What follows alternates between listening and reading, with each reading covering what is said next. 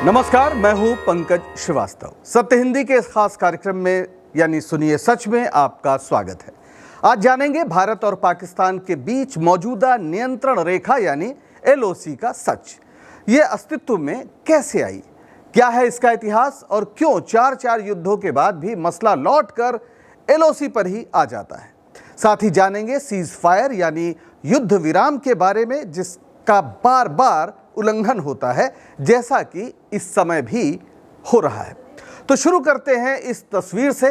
ये भारत और पाकिस्तान के बीच जो LOC है यानी लाइन ऑफ कंट्रोल, ये जो लाल रंग की आपको रेखा दिख रही है, ये है लाइन ऑफ कंट्रोल। ये सिर्फ एक रेखा नहीं बल्कि दो पड़ोसी देशों के बीच युद्ध, तनाव और शांति की कहानी भी है। 22 अप्रैल को पहलगाम में पाक समर्थित आतंकियों ने 26 बेगुनाह सैलानियों को मार दिया। नतीजे में भारत ने ऑपरेशन सिंदूर शुरू किया और पाकिस्तान में मौजूद 9 आतंकी ठिकानों को नेस्तनाबूद कर दिया। उधर पाकिस्तान इसका बदला लेने की बात कर रहा है, उसकी ओर से हमले भी हुए हैं, तनाव काफ़ी बढ़ गया है और इस LOC के आर पार गोले बरस रहे हैं।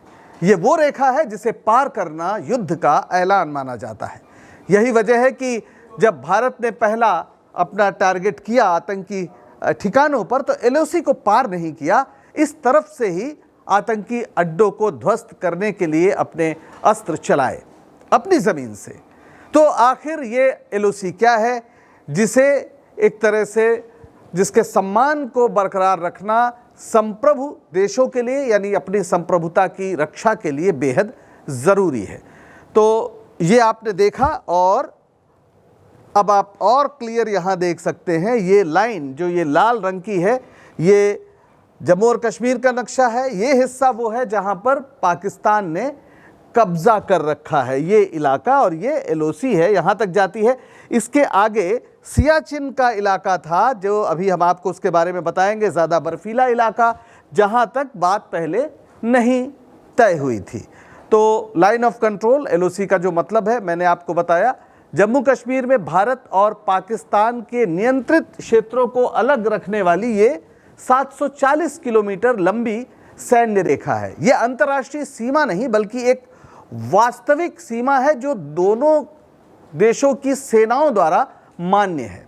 अंतर्राष्ट्रीय सीमा तो तब बनेगी जब पूरी तरीके से विवाद हल हो जाएगा। ये संगम एक कश्मीर में क्षेत्र है, वहाँ से शुरू होकर जाती है और अब वो NJ 9842 यहाँ पर एक पॉइंट है, वहाँ तक जाती है।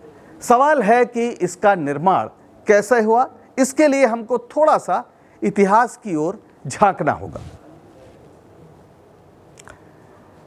ये तस्वीर वही जो हमने आपको बताया कि जम्मू कश्मीर पाकिस्तान का ये इलाका, और ये आप जो इलाका देख रहे हैं ये पाकिस्तान ने चीन को 1963 में दे दिया, ताकि जो चीन है उसका संबंध सीधे सीधे POK से हो जाए और POK से होते हुए पाकिस्तान, अभी वो एक जो पाकिस्तान चीन इकोनॉमिक कॉरिडोर बन रहा है वो इसी इलाके से जा रहा है। तो इस जम्मू कश्मीर में जो POK का क्षेत्र है उसके साथ एक तीसरे पक्ष को भी पाकिस्तान ने शामिल किया है। बहरहाल ये तस्वीर जो ज़्यादा महत्वपूर्ण आपको यहाँ पे लगेगी, ये है महाराजा हरि सिंह। महाराजा हरि सिंह की बात हम क्यों कर रहे हैं? ये भारत के बंटवारे के समय का ये एक नक्शा है। उस समय जम्मू कश्मीर के जो महाराज थे वो थे हरि सिंह। तो इस नक्शे में आप देखें उस समय पाकिस्तान इधर था, बांग्लादेश भी था, ये भी पाकिस्तान था, और हैदराबाद, जूनागढ़ और कश्मीर, ये 3 रियासतें थी जिन्होंने एक तरह से भारत में शामिल होने के लिए कुछ नानुकुर किया। ये हैदराबाद का विलय हुआ, जूनागढ़ का विलय हुआ, ये आप जानते हैं। लेकिन कश्मीर में क्या हुआ कि ये आज़ादी चाहते थे, हरि सिंह साहब आज़ादी चाहते थे, और इन्होंने विलय पत्र पर 15 अगस्त 1947 के पहले हस्ताक्षर नहीं किए। ये चाहते थे कि एक स्विट्ज़रलैंड टाइप एक देश बने कश्मीर। इनके पुरखे गुलाब सिंह थे, उन्होंने अंग्रेज़ों से ये रियासत खरीदी थी, तो ये चाहते थे कि ये रियासत हमेशा के लिए इनकी बनी रहे। लेकिन इसका नतीजा क्या हुआ कि कश्मीर को पाने के लिए पाकिस्तान ने कबायलियों की शक्ल में अपने सैनिक भेज दिए। और जब हालत बिगड़ गई और महाराजा के हाथ पांव फूल गए, उन्हें लगा कि वो मुकाबला नहीं कर पाएंगे, तो 26 अक्टूबर 1947 को इन्होंने विलय पत्र पर हस्ताक्षर कर दिए। यानी अब जम्मू कश्मीर कानूनी तौर पर भारत का हिस्सा हो गया, जिसकी रक्षा करना उसका हक भी था और फर्ज भी। और इस तरह दोनों की सेनाएं यानी पाकिस्तान और भारत की सेनाएं युद्ध में कूद पड़ी। तो पहला युद्ध आज़ादी के तुरंत बाद हुआ और ये ऐसा युद्ध था जो एकदम दुनिया का जिसने ध्यान खींचा कि एकदम आज़ादी के तुरंत बाद ये किस तरह का एक युद्ध शुरू हुआ। तो फिर संयुक्त राष्ट्र ने एक बीच बचाव किया और 1 जनवरी 1949 को संयुक्त राष्ट्र ने युद्ध विराम लागू किया।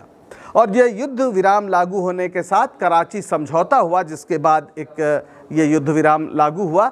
ये कराची समझौता हुआ 27 जुलाई को और इसमें एक United nation military operation group in India, observer group in India and Pakistan, जो UNMOGIP है, ये इसकी देखरेख में हुआ और इस पर साइन किए गए। भारत और पाकिस्तान ने कराची समझौते पर साइन किए और इससे एक सीज फायर लाइन बनी, यानी LOC से पहले CFL बनी, सीज फायर लाइन, जो 832 किलोमीटर लंबी थी। 832 किलोमीटर ये लंबी जो है जम्मू कश्मीर को बांटने वाली एक तरह से और भारत और पाकिस्तान को भी बांटने वाली एक सीज फायर लाइन बनी। 832 किलोमीटर सीज फायर लाइन यानी युद्ध विराम रेखा। सीज फायर का अर्थ हुआ युद्ध विराम।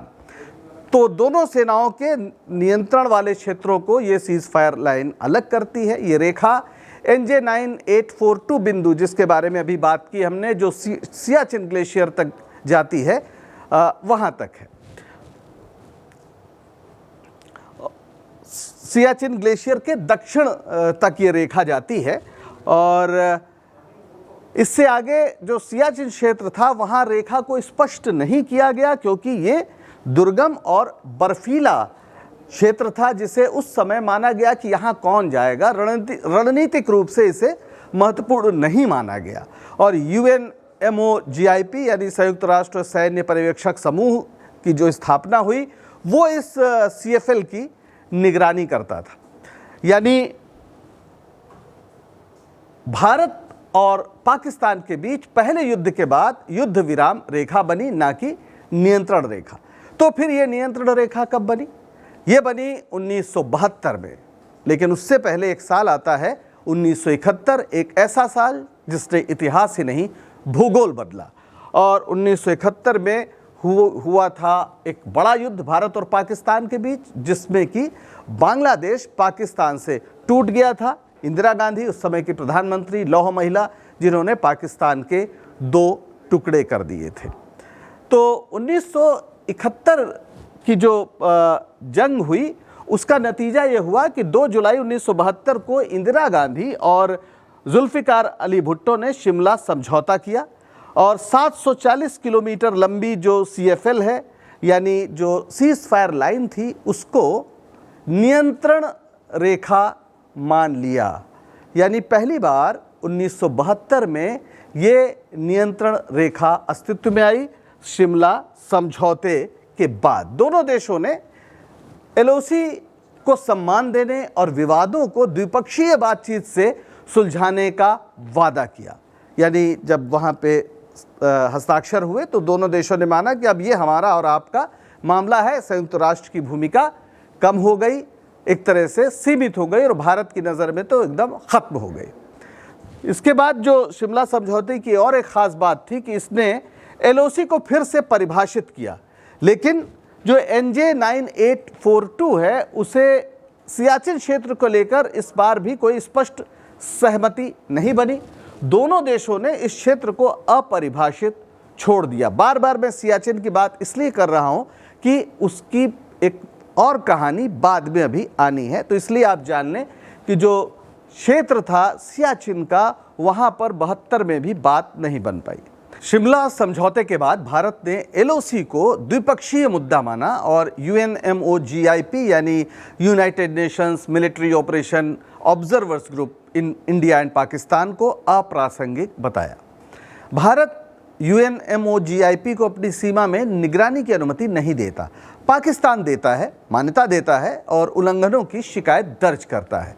दरअसल ऐसा वो इसलिए करता है कि वो चाहता है कि कश्मीर मसले का एक अंतर्राष्ट्रीयकरण होता रहे। हालांकि यूएनएमओजीआईपी का दफ्तर इस्लामाबाद में है और साथ में श्रीनगर में भी है, लेकिन अब जो एलओसी की निगरानी है वो भारत और पाकिस्तान की सेनाएं करती हैं। बहरहाल अभी सियाचिन का मसला हमें जानना बाकी है, जो बहुत महत्वपूर्ण है। सियाचिन, ये है सियाचिन क्षेत्र। हमारी जो एलओसी है वो यहाँ तक थी।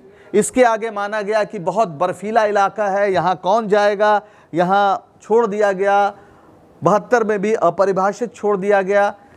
अब इसका जो एक नुकसान हुआ या जो एक संकट का संकेत मिला वो 70 के दशक में मिलना शुरू हुआ, जब पाकिस्तान ने सियाचिन के क्षेत्र में पर्वतारोहण और ट्रैकिंग अभियानों को बढ़ावा देना शुरू किया। और यही नहीं, इसे अपने नक्शे में भी दिखाना शुरू किया। और आप जानते हैं कि 63 में ऊपर का इलाका उसने चीन को दे दिया, तो ये एक बड़ा क्षेत्र यहाँ बन रहा था। उस समय इंदिरा गांधी प्रधानमंत्री थी। खालिस्तान का मुद्दा भी गरमाया हुआ था, पाकिस्तान उसे भी सपोर्ट कर रहा था। तो अब कुछ करना ज़रूरी हो गया। ये पूरा जो इलाका है रणनीतिक रूप से अचानक महत्वपूर्ण हो गया, क्योंकि ये लद्दाख, काराकोरम दर्रा और चीन पाकिस्तान गलियारे के पास है, जैसा मैंने आपको इस नक्शे में दिखाया। फिर शुरू हुआ एक ऑपरेशन। हालांकि कालिदास ने मेघदूत जब लिखा था तो एक मेघ के जरिए एक यक्ष ने अपना जो प्रेम संदेश है वो अपनी प्रेमिका यक्षिणी के पास भेजा था। लेकिन इस बार मेघदूत एक सैन्य ऑपरेशन का नाम हुआ और ये मेघदूत दरअसल एक नया संदेश लेकर गया कि भारत क्या कर सकता है।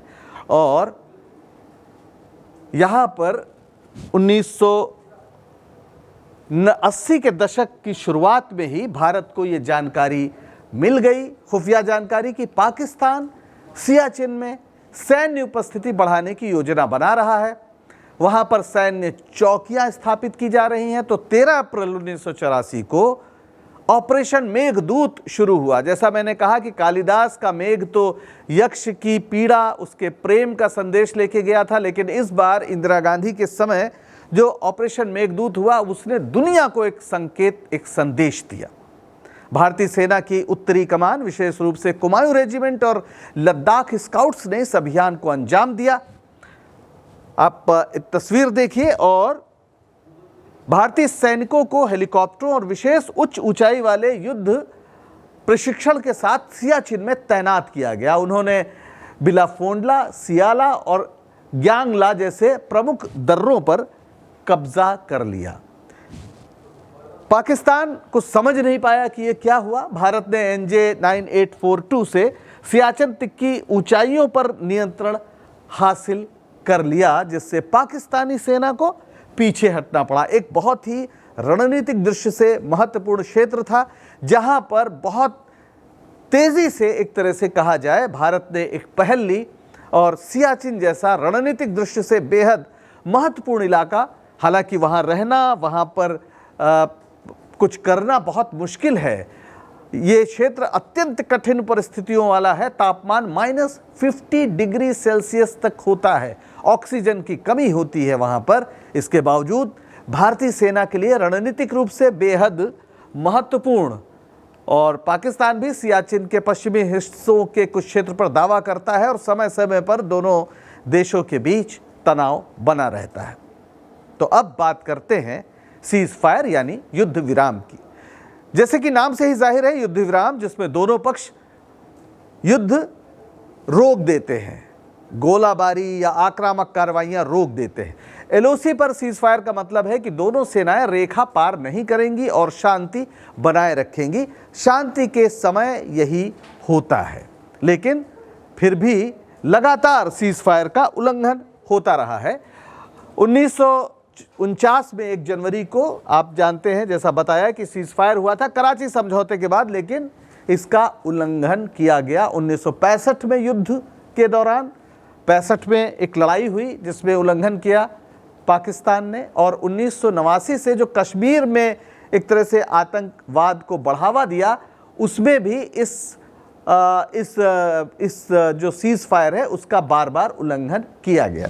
1972 के शिमला समझौते में भी तय हुआ था। 16 दिसंबर 1971 को युद्ध के बाद एक सीज फायर लागू हुआ, लेकिन 1989 से पाकिस्तान समर्थित आतंकवाद और 1999 का जो करगिल युद्ध हुआ, इसने भी इस सीज फायर को तोड़ा।